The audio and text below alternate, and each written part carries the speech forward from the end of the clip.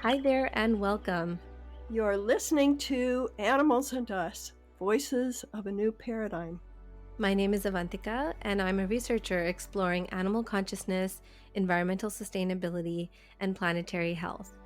I want to help bring animal perspectives to the table and transform our relationship with the natural world. And I'm Barbara. I'm an animal communicator and retired veterinarian. My true passion is exploring the hearts and souls of animals and helping people come to a much deeper understanding of who the animals truly are at their core. This podcast is for anyone who loves animals and nature and has an interest in their own personal and spiritual development. We'll bring you powerful conversations with fascinating people about animal and nature sentience, consciousness, and communication. Thank you so much for joining us on this journey of love, respect, understanding, and care for the fellow beings who share our beautiful Mother Earth with us. Hello, everyone, and welcome to a new episode of Animals and Us, Voices of a New Paradigm. I'm super excited today to introduce you to our guest, Laura Appleman. I've known Laura for, maybe about a year now, more or less. And I've had the opportunity to work with her on the symposium that you guys have heard about already that happened in May earlier this year. And Laura worked with us as an advisor, as someone who has experience with animal communication. And it was such a blast, Laura. It was so much fun working together and getting to know you. We had calls at like random times of the day about all sorts of logistical things. And it was just such a pleasure getting to know you and working with you. Just to tell you guys a little bit about Laura, she has a background in laboratory sciences and she's worked in hospitals and environmental facilities for many years now. But on the side, she also does energy healing. She's done dog training. And today we're going to talk to her about her journey with animal communication specifically. Laura has also done training in human and animal Reiki. And her goal is really to help people who are looking for a deeper connection with their animals or who want to get to understand their animals in a deeper way. She helps to facilitate that process. And she really focuses on listening to both the animals as well as their human companions without judgment and to facilitate that process as gently as possible. And she specializes in health and wellness. And we're going to get into this today because with her background in the healthcare industry and with her own personal experiences that have kind of prompted her and, helped her navigate through this animal communication journey. We have lots to talk about today when it comes to healthcare and looking after our animal companions. So really happy to have you here, Laura. This has been a long time coming. I've been wanting to have you on the podcast for so long, so the time has finally come. Welcome. Thank you so much. And let's just get started. Tell us a little bit about your background and how you found your way to animal communication and how this whole journey started for you. So this is pretty interesting. I wasn't actually specifically looking for animal communication. In fact, I was super left-brained. I went into a very analytical field where I was constantly working with numbers and analytics, very detail-oriented. Did not do any type of right-brained activities at all. And I knew about animal communication and I never doubted it exists. I think that was the thing for me. I never really doubted that that was possible, but I didn't really know how it worked. And I worked with a woman whose aunt was an animal communicator, and she had told me that she talks to the animals over the phones. And admittedly, I didn't get it. So I said, so does she hold the phone to the animal's ear then, or how is she talking to them? I didn't get it. Yeah. And then fast forward many years later, I had a dog in our home that was very aggressive with some of our other dogs. And I was at the time I was studying dog training, but I felt like I really needed an animal communicator to connect with him. Like I didn't know if I was understanding him properly. And I used an animal communicator to figure out that he actually wanted to be in a different home. We had Oh, okay. we had a lot of other dogs here, and it was just really overstimulating for him. So he did actually want a quieter home, and that was very helpful for me because I had said, whatever he wants, like if he Mm-hmm. wants a trainer, if he wants whatever, we'll do that for him. Um, and randomly, when I was studying dog training, a lady I knew who was a Reiki master sent me a picture of her dog and said, "What do you get from him?" And I didn't know what she was asking me. I didn't, and I actually responded to her, "I don't know what you're talking about, Mm-hmm. first of all, and I don't really know what you want from me because I don't talk to animals." And she said, "No, you do. Just Oh, give it wow. just give it a try." And I was like super annoyed. And I remember thinking, this lady, I have no idea what she's asking of me. And I was just really kind of upset about it. So I sat there and I focused for a minute. And I can't even remember what I responded to her, but she goes, "Yes, that's very accurate." And it was Mm. just like a one sentence answer. And then I thought, well, maybe I do kind of know how to do this, even though I have no idea what I'm doing. Mm-hmm. And that was when I actually started to shift from studying dog training to studying animal communication, um, to learn more about it because I really had no idea how it worked or even if it was something that I would enjoy. And I think the more I learned, the more fascinated I was. I guess I didn't know how animals would talk. Mm-hmm. I thought Yeah. maybe I thought maybe they would, I don't know, have like a simple conversation Mm-hmm. or be like, "Yes, me love food," or something like that. You know what I Yeah. mean? Almost, Yeah.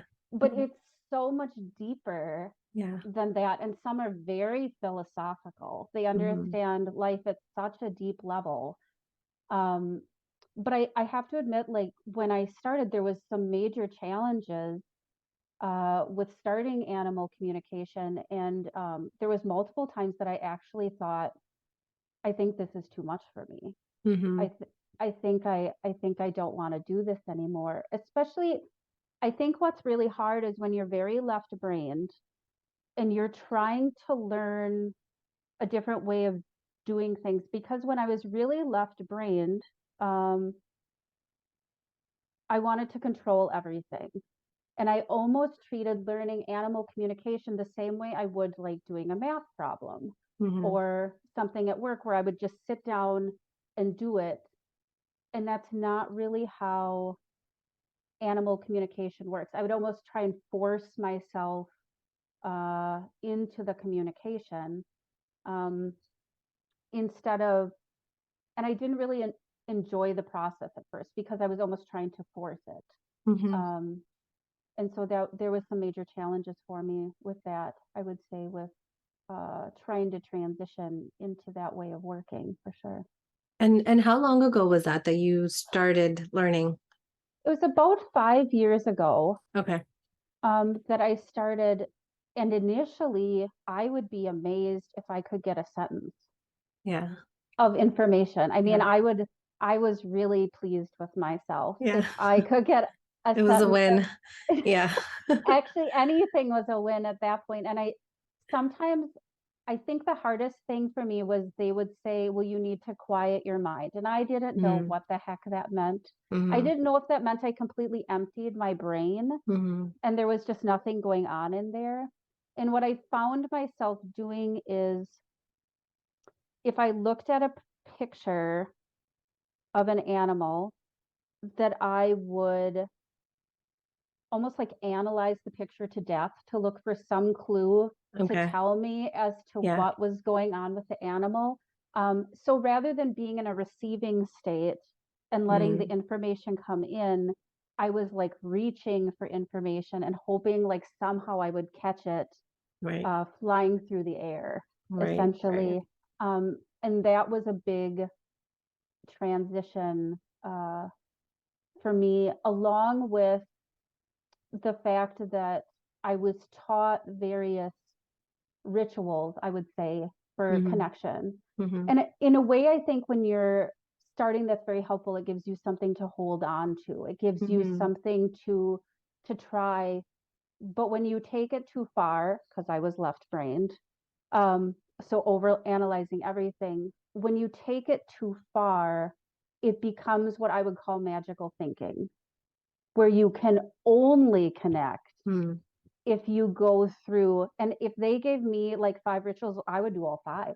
Mm-hmm. You know what I mean? Like that Yeah. must up my probability of making this Right. successful, right? Yeah. So I would spend half a day preparing to do a communication and really being stressed out about it because I was trying to do all the things Mm-hmm. to make it happen rather than um, just realizing it was possible. And was one Yeah. of the things that really changed that for me is because I would get so stressed out if I would set down to do a communication is instead of setting down to do the communication, I would look at the picture of the animal and hold the questions I had in my mind and go about my day. Okay. Interesting. And it kind of, because sometimes when you try too hard, it creates resistance. And that's what I Right. was doing. I was Right. trying so hard, but a lot of times, and I've even had people tell me that who don't practice animal communication that hear animals or get impressions. And I'll say to them, but what were you doing when that happened? You weren't thinking Mm. about it. It just happened. And Right. sometimes that's the problem is we get in our own way. And if we find ways to release that resistance, then the information can come in. Mm-hmm. Yeah. I found that too when I first started learning, the very first kind of workshop that I took, there was a lot of that as well. There was like, you have to do this and you have to clear your chakras and then you got to say Yeah. this and then you got, yeah, like there's just, Yeah. it was so, methodical. And I think I just got so caught up feeling like, well, I can't even, like, I couldn't even do that consistently. That was Yeah. kind of demotivating for me because, um, I couldn't do it with that level of consistency that I guess they were telling me I needed to. Whereas then the second workshop that I took was with the teacher that had a completely different style. And she was just like, like as if taking you to a swimming pool and just throwing you in the deep end. And she's like, you're gonna learn how to swim, go.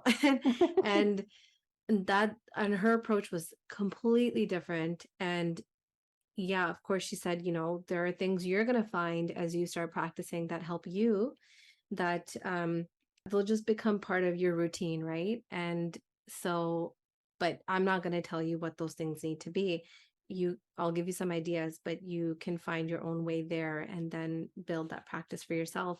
And I just found, she had so much faith in us just through intention, Hmm. just through doing some really basic things that you don't have to do all these rituals to connect and communicate. And I found those were the times that I got like the received the most information clearly was when I wasn't trying so hard and when I wasn't it Yeah. thinking I had to do these 10 things before I sit down and communicate. It was just like, I'm gonna have a conversation and see what comes in. And um but yeah, we'll get into that process because I would love for you to share with us more about those blocks and like what you found helped you, because I think a lot of us, at least when we're starting to hear about animal communication, learn about it, we're trying to get better and we're trying to experiment and Yeah. practice.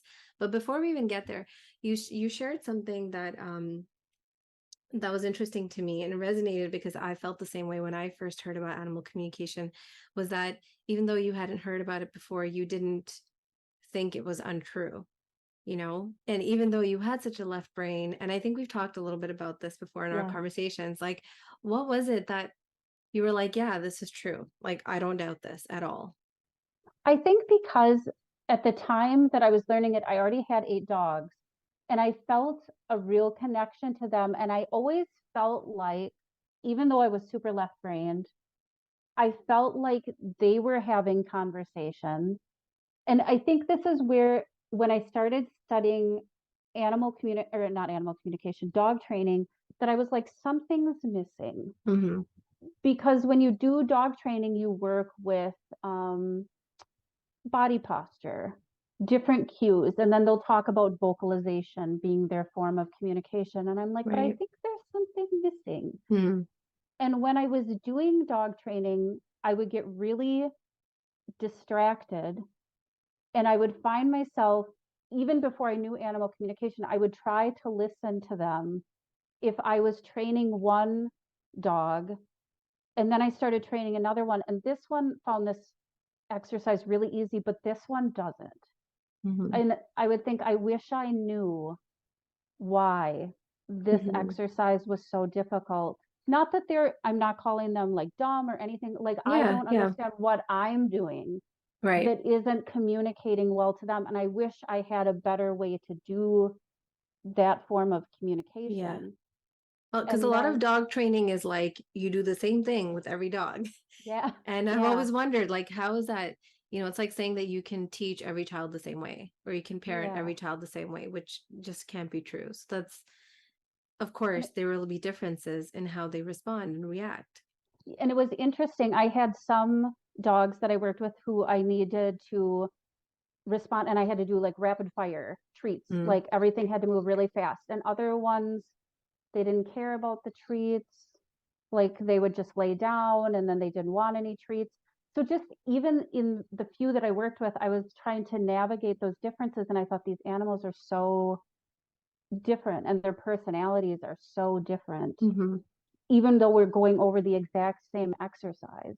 right. And that was really fascinating to me. And I think it was almost like it showed up at the perfect time, Mm-hmm, because I really wanted, the whole reason I went into dog training is I thought, there's a lot of dogs that get rehomed because I think people don't understand them. mm-hmm, And my whole goal in doing this was to figure out, if is there a way that I can help them stay in their home? Is there a way that like somebody could understand them?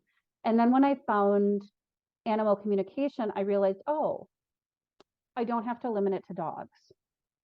mm-hmm, I can help all different kind of people, different animals that I wouldn't have otherwise been able to help. And mm-hmm, that was kind of my initial motivation, behind learning animal communication.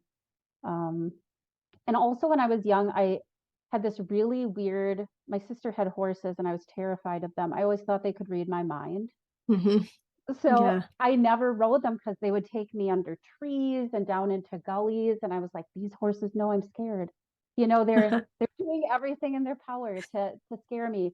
And that maybe not be true, but at the time I was absolutely certain they could feel my fear. Mm-hmm, And now I start to understand how those feelings transfer back and forth.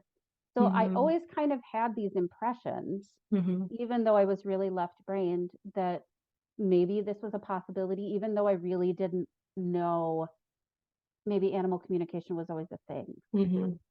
you know? Okay. Yeah. Yeah. I kind of, for me, I know when I first heard about it, I was like, well, yeah, of course. you know, why, why, why is that not a possibility? Like, wait a minute, why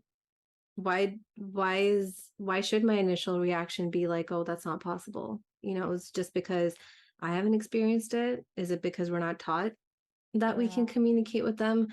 So yeah, so it's always interesting when people react that way, because a lot of people don't react that way. They'll be like, what are you talking about?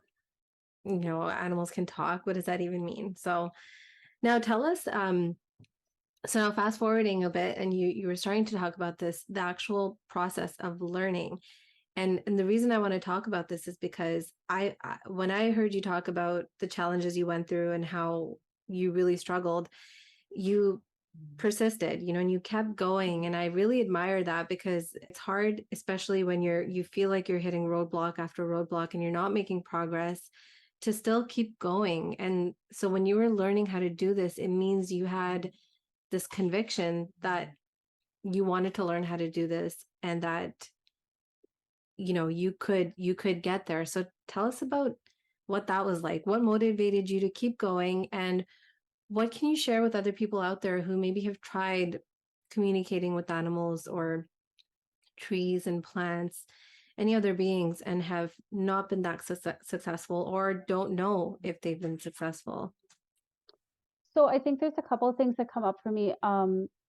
First and foremost, I think for me, learning animal communication was a big part of healing for myself. And so I think one of the most difficult things about animal communication was it involved a lot of self-reflection.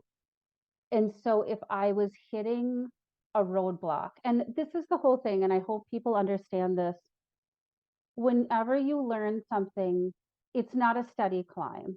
It'd be wonderful if it was, but it never is. And sometimes when I thought I was doing the worst, something was changing. I was either like growing in a big way, but it just didn't seem like it at that time, or something was changing. So when I originally started, I didn't know how clairs worked, and people explained them to me, and I still didn't get them. But I was primarily clairsentient and claircognizance, which means I could feel a lot, and I also had kind of clear knowing. I would know things, but I didn't know why I knew them. And those kind of work together. They come together. But at some point, I became clairaudient. So there was a huge shift over where now I primarily hear the spoken word. That's not the way it always was, but that wasn't, and as you grow, your clairs also develop. So there was a lot of times when people would talk about seeing images, and I thought when they were seeing an image, they saw like if I looked at a picture on the wall. And I didn't realize the image would sometimes be there for a second and then it Hmm. would disappear. So then at one point I was like, oh, I get that too. I guess I just Yeah. didn't know I was getting it. And it's like in your mind, not so much like, Right. you can see it in front of you. Yeah. Like it's Exactly. very And subtle. Yeah. yes. And so I would go through times where I did a lot of online practice, and this is good and bad. There's some really good online forums that are monitored that are really good to practice on. I worked on a lot of unmonitored sites.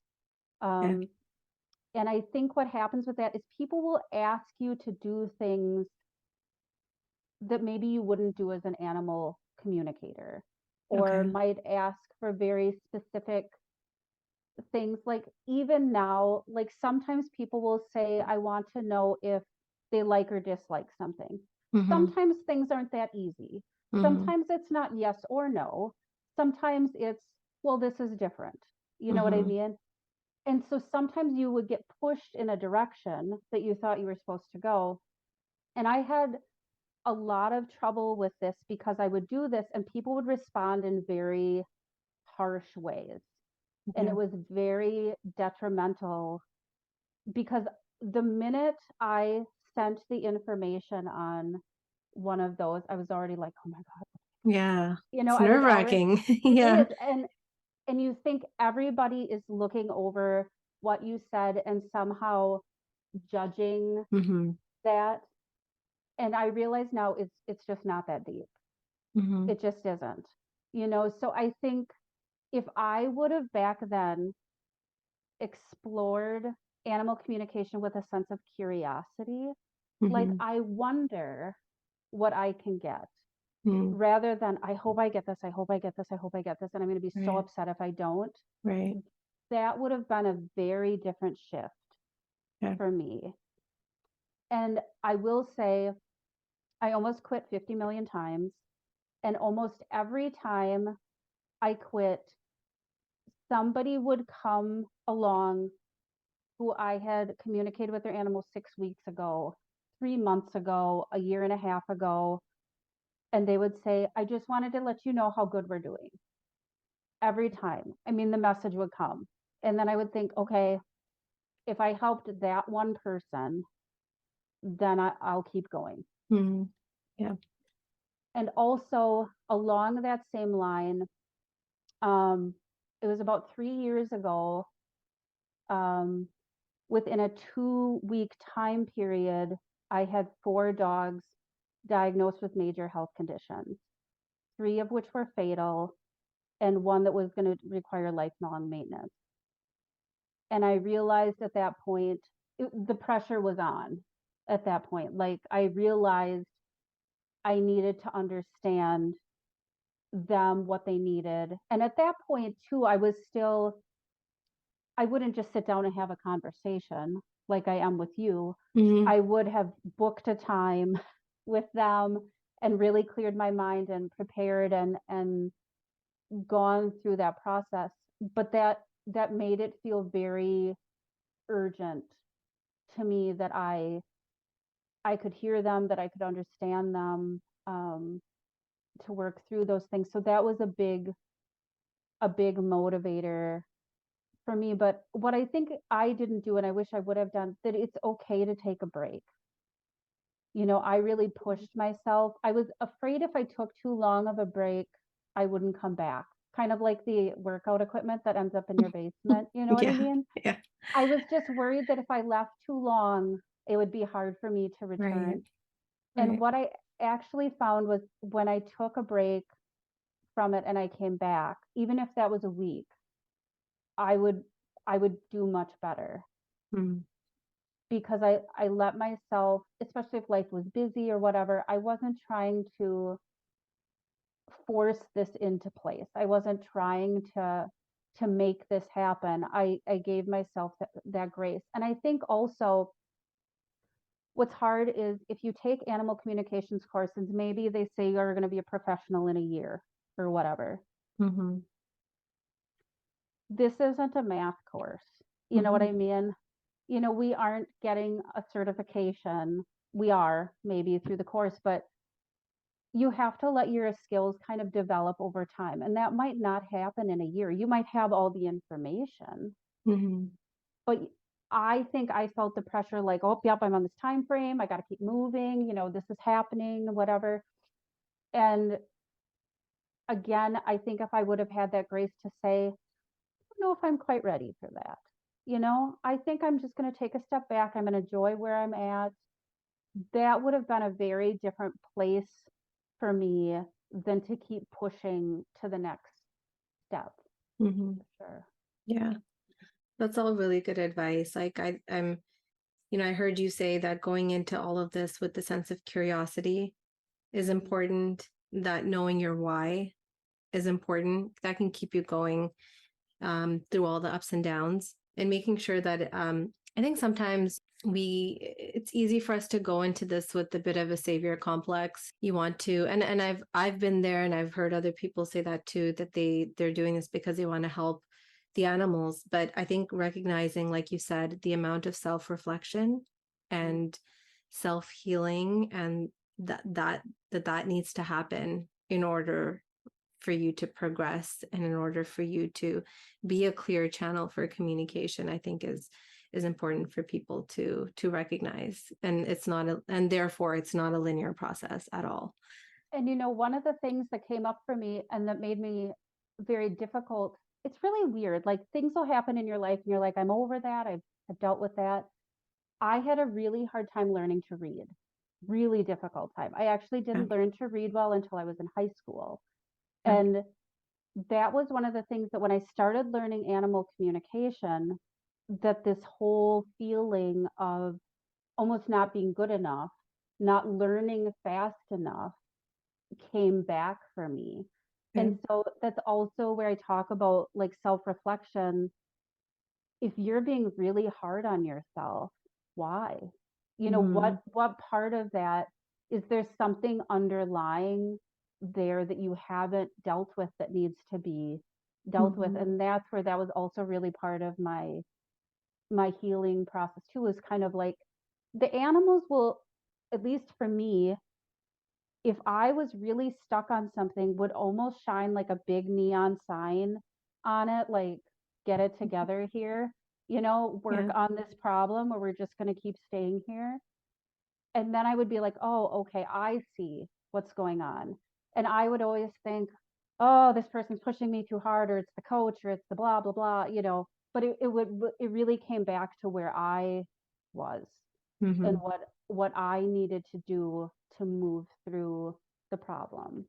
Yeah. Wonderful. And then eventually you went on to start offering the service professionally to people. So tell us a little bit about that kind of transition. Like, did it happen very gradually? When did you know, or when did you realize that you were ready to offer this service professionally to people, and also B, that that was something you wanted to do? I really had always wanted to help people, so I don't think that was a doubt in my mind, but I didn't really know how to begin. I actually mentored under a woman that kind of helped me begin the process because I'm super introverted. Yeah. Um, so for me, when I wanted to start offering professional services, nobody even knew I did this. Right. Like So, in your personal life, like in your, right. Yeah. And I worked yeah, with obviously a lot of left brained people that I thought no one is going to buy this. Like, yeah, I'm going to be the biggest weirdo here, yeah, yeah. And so I was really even nervous to talk about it. And I think I made a post on Facebook about it.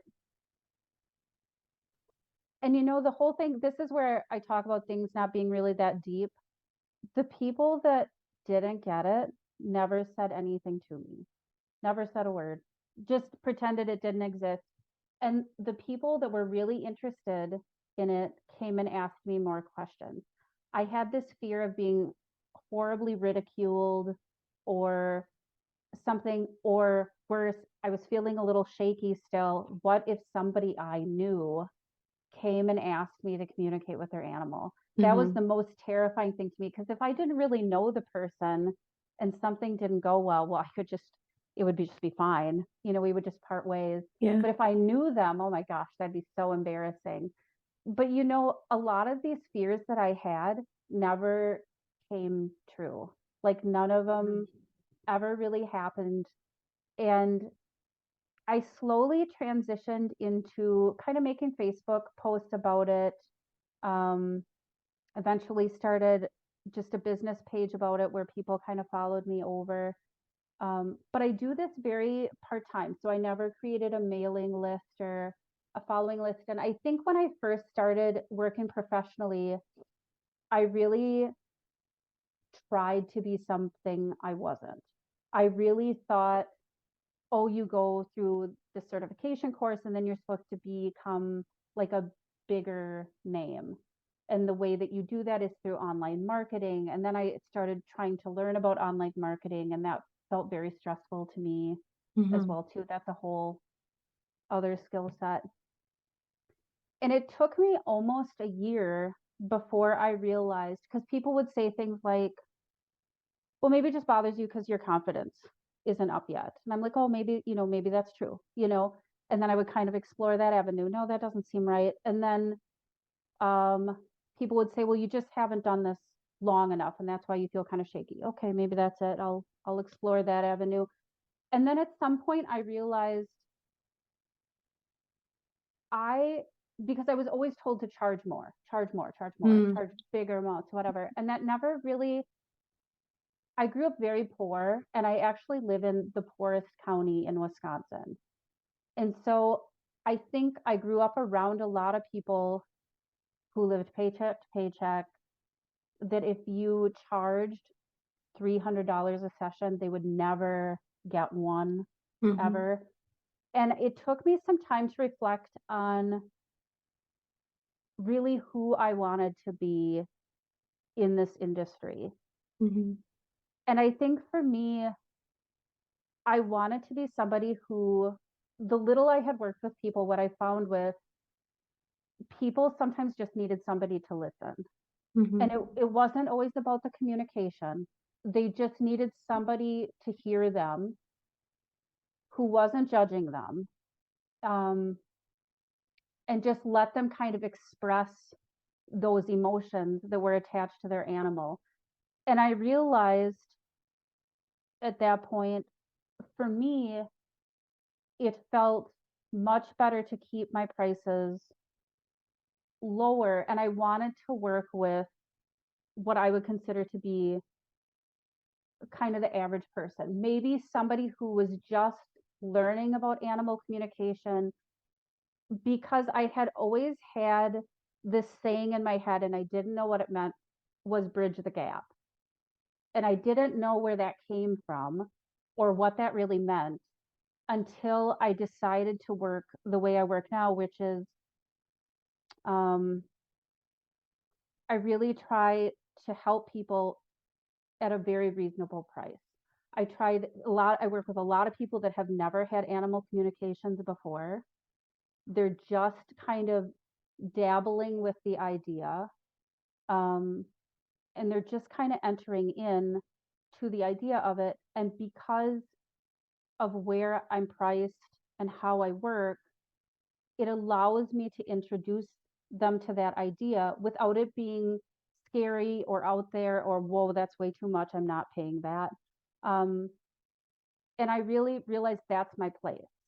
That's where I'm supposed to work because I still have a full-time job. So I still do this part-time, but it allows me to work the way I want to work, to be able to spend the amount of time I want to with people. Um, and I always thought like being the big name was what I wanted, but I'm a very private person, so this allows me to work and I always say the people that need me find me. I sometimes Mm-hmm. have no idea how people found me, but they do, Yeah. and I think that in itself is impressive, Mm-hmm. because then I'm like, well, that person is supposed to be here. Yeah. You know what I mean? And it's I think it's also a testament to living in alignment and doing what feels right. Because I think if you continue to push in those other areas where you were feeling resistance, I'm not sure if you would have reached the, not just success, but just whatever it was you were looking for, that feeling of fulfillment. My guess is it probably wouldn't have come from there. I think those feelings only come when we are in alignment with what feels right to us. And that's very true. I was feeling very stressed all the time. And I remember actually before I switched to working very differently, I was telling a friend, either I have to work differently or I have to quit. Those are the only Mm-hmm. options. I can't Yeah. continue to do this. And what I've also found is sometimes you'll be with a group of people that are all kind of operating in one way. And when you switch to go a very different direction, some of those people fall away. Mm. They're no longer in alignment with who you are, and that's not necessarily a bad thing, Mm-hmm. but things change, and Yeah. it's more like you said. I think it's very important to have that authenticity and to be in alignment with who you are. I don't think it's wrong for people to be a big name. I think that works wonderfully for them. Mm-hmm. It just wouldn't work wonderfully for me. Well, I admire you for sticking to what feels right, and I'm sure, I agree. I agree with your desire and your mission to bridge that gap and bring something like this to the average person and introduce them. Because yeah, it's I remember when I was first looking for someone to communicate with my animals. I've had many sessions done in the past. I had no idea where to start, first of all. Like, it was like a Google search, how do I find someone that can do this? And then the other thing was, yeah, the price point was just, it was not accessible. So I think you really are doing everyone a service by offering it in a way that's accessible to them. I love talking to you about the multi-animal households that you that you do this with. Just recently, you spoke to my animals, and just to give everyone a little bit of context, we've had wildfires here recently, which I'm sure everyone has been hearing about along the West Coast. So I live in Kelowna, British Columbia in Canada, and we've had some really bad wildfires recently. And um, just during that 1 week of chaos and trauma, um, my husband and I happened to be somewhere else traveling, and we were away for a couple of weddings while all of this was happening. So we were separated from our animals, and they were in good hands. They were being looked after, but we weren't with them in Kelowna while Kelowna was on fire. And so it was very unsettling, very stressful, heartbreaking to not be with them and seeing that, this fire is growing and we can't get back. The flights were canceled and we had no way of getting back into the city. And so I one day, just randomly, I was like, wait, I gotta ask Laura. Let me ask Laura, because I was so worried and stressed out. I couldn't focus. I couldn't be present. It was really hard to, you know, be with other people when I had my dogs, my cat, my fish on on my mind. So very grateful, Laura, that you are in my life. I reached out because I was like, at the very least, even if we can't be with them, let me just see how they're doing. And um, of course, we were in touch with the sitter and everyone who's looking after them, but I wanted to know how they were doing, and I wanted to let them know that we haven't just disappeared, because the plan was to come back much earlier. And now having, been learning about animal communication and doing the work that I do, I work really hard to let them know what's happening, what's coming up, how long are we going to be gone for, who you're going to be staying with. And all of that went out the window. And not just that, but the day I left was when, you know, starting that day, they had to be indoors. They couldn't even be outside. So it's not just that we were away, it's also that the whole world, their whole world had changed overnight and they couldn't be outside anymore. So anyways, I am so grateful, Laura, that you chatted with them and just to let them know we're still here, we're coming back, we love you so much, and we're so sorry we can't be there. um Such a blessing to be able to hear what they were saying back to you. But I would love for you to share a little bit about what that's like talking to, and your approach in talking to households that have more than one animal. And I think in previous conversations, you even said that sometimes people will ask you to speak to one particular animal about a certain health issue or behavioral issue or something that's going on. But some of the other household members want to chime in, or sometimes it's helpful to hear what they have to say. So tell us what that's like talking to multiple animals. What is your approach, and what's it like to get information from different personalities? It is really interesting. And when I connect, especially if there's a lot of animals in the household, I think the most I've ever done at one time is five. Um, but I let them choose who would like to step forward first. So I don't say, I've sorted you in this order and this is the order I'm going to go in. I like to let them choose who will go first. And that's it normally is somebody who feels like they have something dire to say first, or it's just the loudest member in the household and they would like to be heard first. Um, Somebody had once told me that when you talk to multiple animals that you have to constantly be engaging with all of them or one will get bored and leave. I Okay. have never found that to be the case. And this is always the tricky thing. I think if somebody is learning animal communication, somebody might present something as a truth, and that might be true for them, but you always have to figure out if that's true for you. So when I work with animals in a multi-animal household, I do try to go through them one at a time so that I don't have one talking over the other. Sometimes I'm asked to only talk to one animal in a household, but somebody, or they'll send me the picture and I'll realize maybe the animal is kind of anxious, or I've had this happen before where an animal is very anxious and I'm trying to get to the bottom of a health issue and they just keep talking in circles. Kind of like a person with anxiety would, where you're like, what are Mm-hmm. you saying? Mm-hmm. They're just kind of all over the place. And I've gone to another animal in the household to say, look, they're telling me these things. Can you help me understand what this means? Mm-hmm. And this actually became really helpful. I kind of learned this technique from my own animals because I had two animals with health issues at one time. And my dog, Chloe, would always say, I'm fine. There's nothing wrong. It's okay. And my dog, Toby, would always say, no, that's not what's going on. And he would be very direct and say, she needs more pain medicine. She needs, he would answer for her because she was very passive.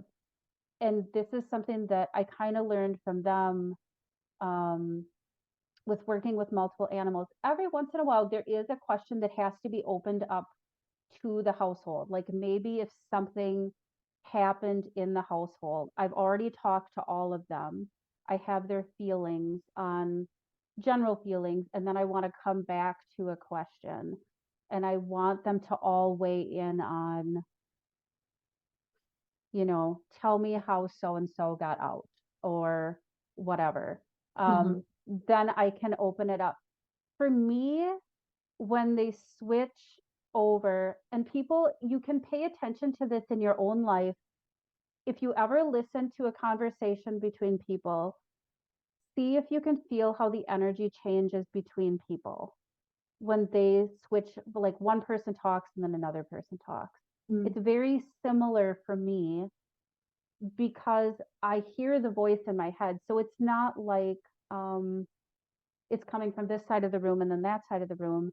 I just feel like an energetic shift between one animal, or maybe how they talk is slightly different. Like this animal has kind of a gruff sound, where this animal is very like soft and mousy. It's normally not to that drastic of an extreme, Mm-hmm. but Mm-hmm. I can feel the shift. So I think if somebody is learning and they want to do multiple animals, I think the easiest way to start is to just do them back to back. You Mm-hmm. know what I mean? You don't necessarily have to have the conversation at the same time, but you'd be surprised if you've already had a conversation with both of them. You already know what they sound like. You already know Mm-hmm. kind of general impressions. Mm-hmm. Um, and then you can kind of start to feel the difference in how they speak or come across, I would say. Mm-hmm. It's just like, of course, it was a really emotionally charged conversation to listen to for me, but it's just always such a pleasure and so much fun to hear what they have to say. They're such different personalities, and it's just so interesting as their human companion, sharing their life with them, living the same household, to have a voice, associated with what I see and experience with them physically every day. We talked about this at the beginning about how animals can be very philosophical and have a lot of profound things to share with us. You and I have talked about, and I've, heard and learned a lot about this, about how animals can take on very specific roles and responsibilities in their households or with their relationships with their human companions and other animal companions. Can you tell us about how that happens? I know in your conversation with the animals I live with, Fiona, our cat, I think was very adamant about being, the schedule keeper and keeping the house moving and all of that. So tell us a little bit about what you've encountered in the past with your conversations. Like how do these roles and responsibilities come about? Are these they already know that they have these responsibilities or these things that they want to do? And then, also when they pass, are those responsibilities passed along to another member? Yeah, I can give you an example kind of using my current situation. So our dog, Olive, was the schedule keeper. She was also my keeper in the house, which I get distracted very easily, and Olive was aware of that. So she would always keep me on schedule. And the thing to know about Olive is she suffered a vestibular attack. So for the last year of her life, she never drank water. So she ate every 2 hours. And she knew the schedule because she had to eat her water. She knew that schedule. And because she always felt that if we had that schedule, it kept me on task. So that's why she really enforced the schedule. When Olive passed away, she passed that responsibility to my dog, Lily Beans, because Lily Beans is essentially my sidekick. She's with me all the time. Um, and now she gets us up at 4:30 in the morning because that is when the day is supposed to start by their account. But it's interesting, we have other dogs that we have one that is the yard manager. So he's large, he's very loud, he's a coonhound. So he announces if anybody is even close to the fence. That's his whole job and his whole purpose. He takes it very seriously, that he's managing this. And this is something where I think it's important to understand how things you do in your household can change their responsibilities. One of my dogs had told me that my yard was boring. So I extended, I know it was already 2 acres. I extended the yard to make it a full 5 acres. And I thought, good, I've done exactly what they've asked me to do. And Charlie, our yard manager, became so anxious. And I thought, what in the heck? Like I did what they wanted me to, but I doubled his workload. Mm. And it took him a long time. He finally brought my dog, Jubes, on board to help him. And it's really interesting how they work this out amongst themselves. Animals aren't like people where they say, well, we'll try them in this position and see how they do. If you're not qualified, you're not in. They don't make exceptions for the rules. They don't. Mm-hmm. And this becomes a problem. You'll see, and we have it in our household. We have a corgi who's very short, obviously, and Mm-hmm. Charlie, our yard manager, who's very tall. Mm-hmm. And Bubba would like to be tall like Charlie. And that causes some conflict because he would like to be in charge of what Charlie is in charge of. Mm. But the pack will not allow him to take that position because he's too unstable. Mm. And so so there's not like too bad, you don't get in. So we've had to find him some other things to be in charge of Okay. to kind of appease that. And there's certain things that we understand, like if he has to leave the home to get a haircut, because he can manage the inside of the home.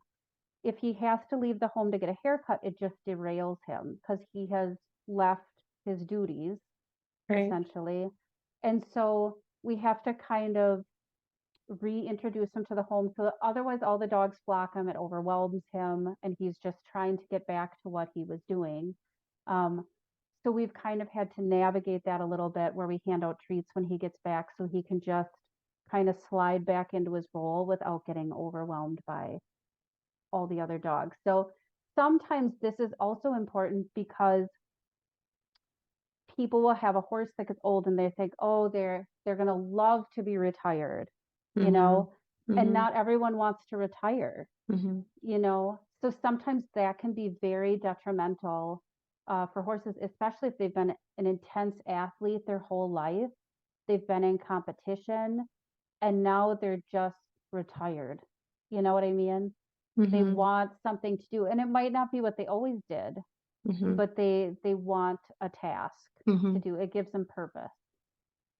Yeah. So fascinating, and probably has so much to do with also, any conflicts or issues, whether it's between the members of the households, like between the animals or the animals and the human, right? Understanding what they see their roles as is probably so critical Mm-hmm. to Absolutely. a lot of conversations. Because I've had situations where maybe a younger member had to take over the household because an older member of the household doesn't really think this is an important job, Okay. and that causes some conflict because the younger member of the household maybe didn't want that responsibility, but there's no one to take it. Mm-hmm. So they have no choice but to take that role because it can't just fall by the wayside. It has to be taken on, Mm-hmm. but they're a little upset that, the other one isn't contributing the way they should. And so there is those conflicts that are similar to somebody might have on a job. Yeah. Like I do all the work, this person sits here, they seem to get all the credit, similar Mm-hmm. situation that Right. comes up. And a lot of times it's interesting, there's a lot of cats that watch over a household Mm-hmm. or protect a household. And sometimes people are like, what do you mean by protect? Because we always think of protection as being a form of aggression, Mm-hmm.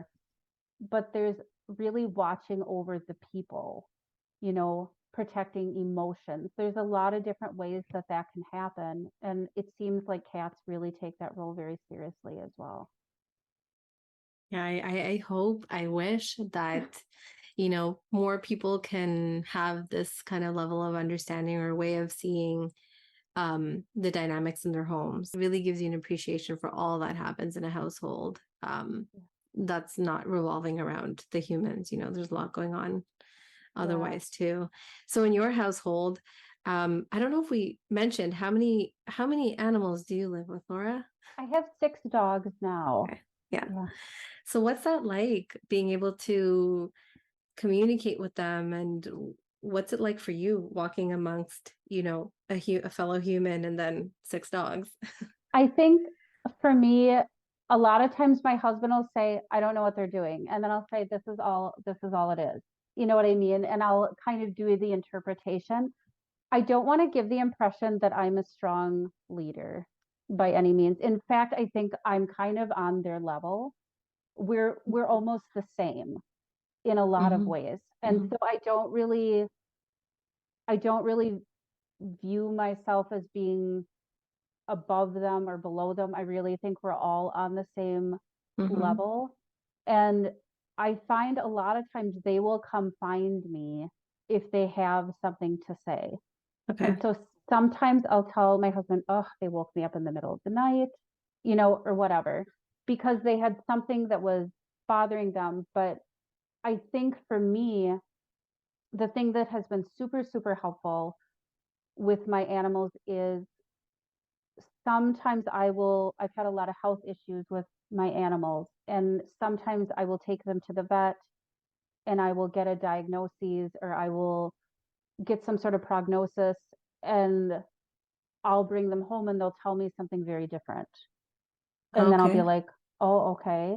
You know, um, so I think something that has been very helpful that's come from my animals is when they've had health issues, because I used to be type A and I used to want to control everything.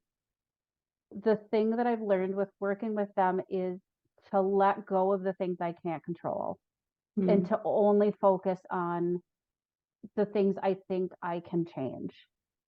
And sometimes that's nutrition, sometimes it's adding a supplement, starting a new form of therapy.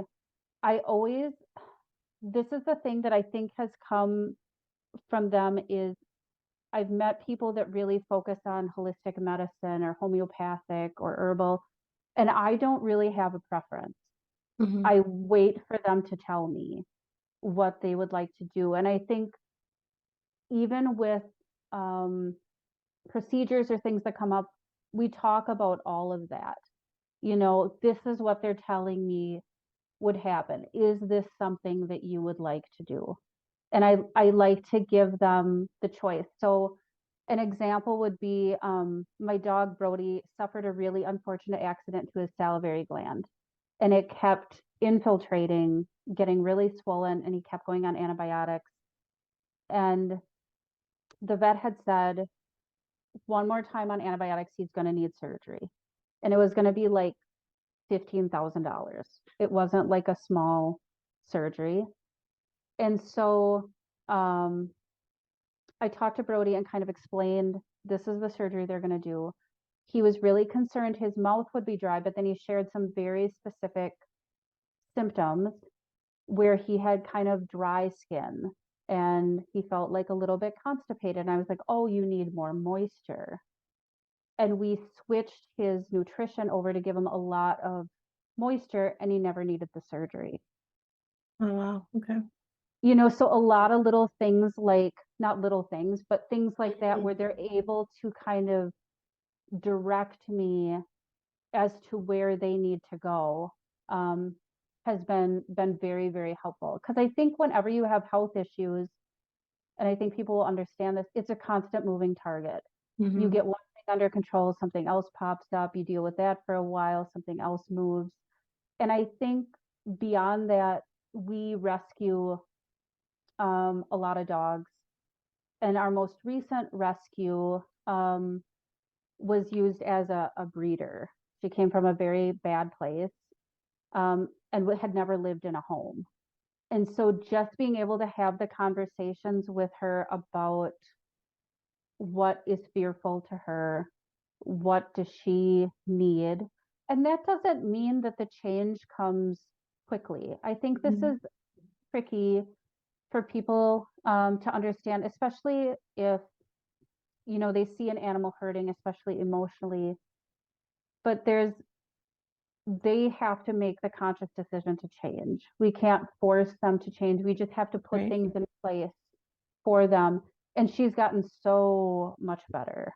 She is still very much attached to me, but she's gotten so much better and so much more independent in how she navigates, because I can have those conversations with her and kind of accommodate her in the moment. So I think even just day-to-day things like Charlie wants me to move a dish so he can lick it in the sink and stuff like that. You know what I mean? Yeah. Like really weird random stuff, but just being able to hear them is very, very helpful, I think. Yeah, you said that like you don't necessarily see yourself as a leader. You see, there's no above or below. I think that's one of the really big things that animal communication, learning about this whole world and understanding animals better has done for me, because just like we would ask a human member of our household what they would like to do, and they have agency, and they can make choices and they can make decisions. I see them now the same way, like we are all members of this household.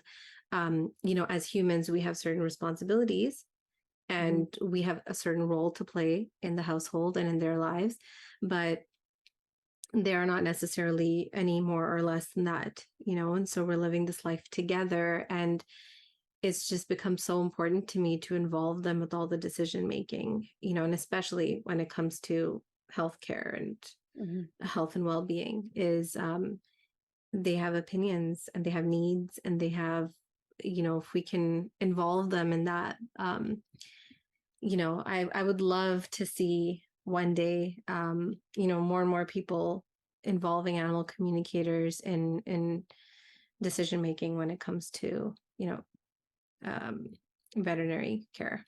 Yeah, For sure. absolutely. And Absolutely.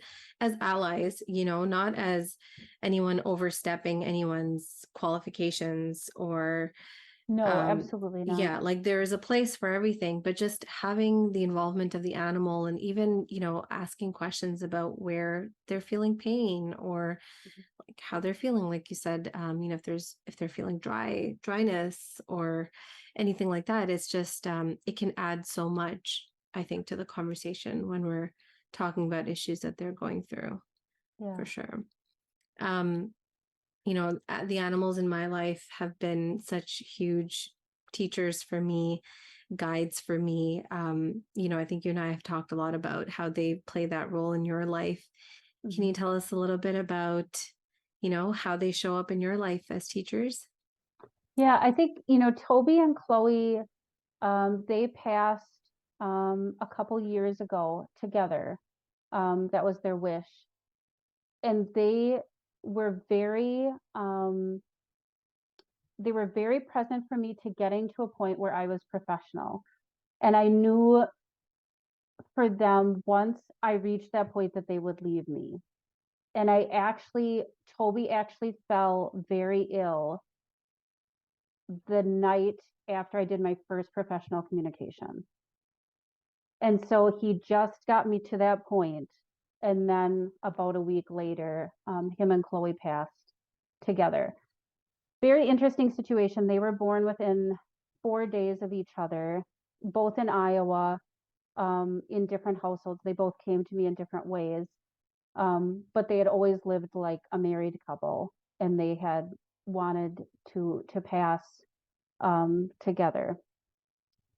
And then Olive most recently passed the beginning of July, and she stayed with me until I switched gears, until I switched to a point where I was like, I think this is more authentic. This is more the way I'm supposed to be working. Um, and I kind of knew with her too, once I switched, it was only a matter of time. And Olive was very direct. Like if you kind of imagine someone who's kind of bossy and really to the point, that was very her. She didn't mince words. A lot of times I'd be stressed out about things and she'd be like, well, I don't know what we're doing here. I don't know why, and she would just be like very like frustrated and to the point about it. Like, I think there's an easier way to do this. I'm not sure why you keep doing this, and was kind of pushing me in the opposite direction. Um, and I think there's a lot of people that I work with, especially on end of life cases, where they realize like their life has changed. Like maybe they're in a better place now than they were before. And there's some sort of transition coming, and the animal is now like, they're okay. I can go now. And that's very much how my animals showed up for me. And they kind of almost had, because their health was so bad, I really focused on them. And because I did, then the communication came directly from them because my focus was 100% on them at that moment. And that's when they were really teaching me, because the health issues were going on and I had to focus on them. And what I've noticed is, now that Olive has passed, she was very dominant personality in the household. There's this shift and balance with all my other dogs teaching me almost equally in a very different way, where they're kind of using their personality as a way to guide me rather than having one dominant personality overshadowing everybody else. And that's been a really learning experience for me too, because I'm learning them in a new way that I never knew them before, because Olive was so present in the household. And so just being able to learn that with them in a deeper personality or a deeper relationship has been also very, very telling, a kind of about the next stages, I feel, of my growth as well too. Yeah, that's fascinating. And I think most of us can probably, pause for a moment and think about that. Thinking about the animals in our lives and when did they come in? What are they here to help us with? What are they here to teach us? And which of those, life transitions or big moments are they present with us and helping us through? It's just interesting to think about. There's a story behind each relationship, Absolutely. Yeah.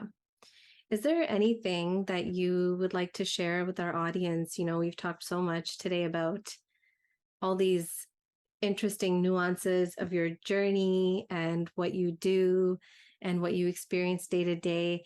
Is there anything that you would like to share with people who are listening about communicating with animals, about their own relationships? Any big takeaways that you've experienced in your life? I think for me, if you would have told me that I would have been on a podcast talking about animal communication, I would have never believed you. Especially Yeah. especially when I started. Same You here. know, Yeah. I thought it was so tricky, and now upon reflection I realize I got in my own way Mm-hmm. a lot of times. And I think if it's something that you're really interested in, you're really passionate about, just give it a try, honestly, Mm-hmm. and try to explore it with a feeling of curiosity and almost like wonderment of what you can learn, and not trying to be perfect. Mm-hmm. I Yeah. think that perfectionism and the comparing to others can be very detrimental when you're learning. And I almost wish I would have done this differently. Like, I wish I Mm-hmm. would have been more curious and less critical of myself when I was learning. And if I didn't get something right, could I have looked at it and said, maybe the person doesn't remember, Mm-hmm. or Mm-hmm. I wonder how I could have asked this question differently. Maybe I would have gotten a different answer, Mm-hmm. rather than beating myself up about it, Mm-hmm. you know? So I think there is so much room in the world for more animal communicators. And I think that really changes everything when you have people that understand them at a very deeper level. So I hope that more people pursue this. I really do. Mm-hmm. Yeah, same here. And I think also adding to that list that you were talking about just now is like that need for validation, Hmm. I think is also huge. I was just having a conversation with someone yesterday who said after the symposium, she gave it a try. I can't remember who she was, I think it was like the squirrels in her yard that were kind of, as she described it, like attacking and ruining her vegetable garden, something like that. And so she tried it. She gave it a try and she's like, I'm not sure if it worked, but this was actually, it ended up being a pretty good summer. Like it actually, and she's like, I don't know if it was a coincidence or if I was able to communicate. And I was like, just take it as a win, like Yeah, yeah. you may not ever get that validation, right? Especially if we're not communicating with someone else's animal and then they Hmm. can validate certain things for us. Yeah, When we're doing it on our own and just learning, I think we have to really trust that with the sincerity and authenticity and the intentions that we're going into that connection and communication with, that they'll receive the message, and that the exchange is there, it's happening. So absolutely. that's been a big one for me is, I think we're just so used to it, wanting that Yeah, validation. But when we're talking about something so abstract, we may not always get that. So just trusting that it's yeah, happening. absolutely. Absolutely. Well, thank you so much, Laura, for sharing so much Thank with you. us. And we'll share your information so that people know where to find you. Okay. Is there anything else you'd like to say before we wrap up? I don't think so. I think we've covered it pretty thoroughly. Yeah, thank you. I'm glad we finally got to do this. Yeah, And I hope listeners can walk away feeling curious about this. yeah, We can all spend some time thinking about why it's important for us in our own lives to connect with our animals in a deeper way. It has definitely given me an appreciation and deep respect for all the animals in the world. There's absolutely. a lot more to them than I think the average person probably realizes. Absolutely. So thank you so much. And thank you Yeah. everyone for tuning in today. And before we go, we'd like to share a brief blessing for the animals. We'd like to end this podcast by taking just a moment to be quiet. And we give thanks and blessings to these amazing animals that we share our lives with. They give us so much and ask for so little in return.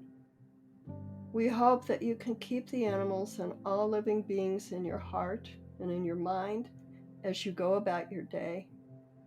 Thank you so much for being here with us today.